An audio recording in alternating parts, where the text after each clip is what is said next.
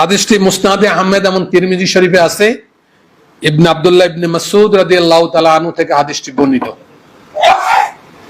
বলা হয়েছে আল্লাহ রাসূল সাল্লাল্লাহু আলাইহি ওয়াসাল্লাম বলেন, আলা উখবিরুকুম বিমান ইহরমু আলান নার, আমি কি তোমাদেরকে এমন ব্যক্তির সন্ধান দেব যে জাহান্নামের জন্য হারাম। আল্লাহু আকবার। অবিমান তাহারুমু আলান নার আলাই, এবং জাহান্নামও তার জন্য হারাম।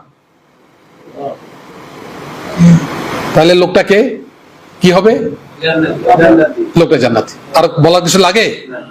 আল্লাহ রাসূল সাল্লাল্লাহু আলাইহি ওয়াসাল্লাম এই দুইটা ঘোষণার পরে সাহাবে আজমাইনরা আল্লাহ রাসূলের চেহারার দিকে তাকাই থাকলেন। এটাই তো স্বাভাবিক নাকি? কি বলে? তখন বলছে চারটা কথা বলছে। কয়টা কথা? চারটা কথা।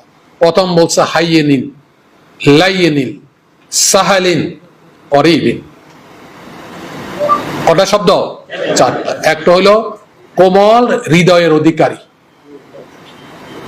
আরেকটা হলো মানে সাবমিসিভ, একেবারেই মানে কি বলে মানুষের প্রতি কি দয়ালু, উদার। এর বলছে সাহলিন, সহজ সরল জীবনে অভ্যস্ত। করিবিন, জনশক্তির খুব কাছাকাছি।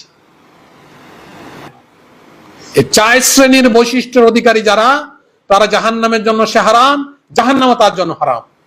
সুবহানাল্লাহ। কথা কি পরিষ্কার হলো? একদম সহিহ হাদিস।